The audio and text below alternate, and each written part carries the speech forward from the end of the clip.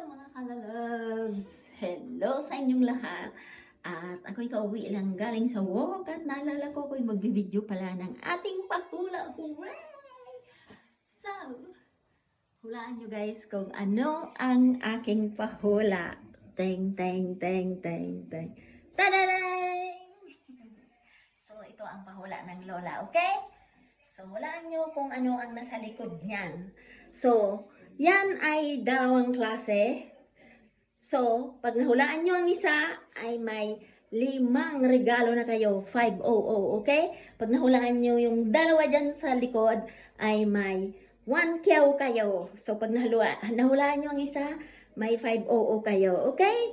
Yan ay gamit, ginagamit, at pagkain. So, yan ang hulaan nyo, okay? So, yan ang pahula ng lola.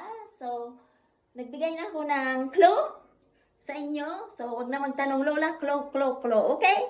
So, yan ay pagkain, kinakain, at gamit, ginagamit. So, dalawa ang huhulaan nyo. So, yung isa, pareha sila 2 words.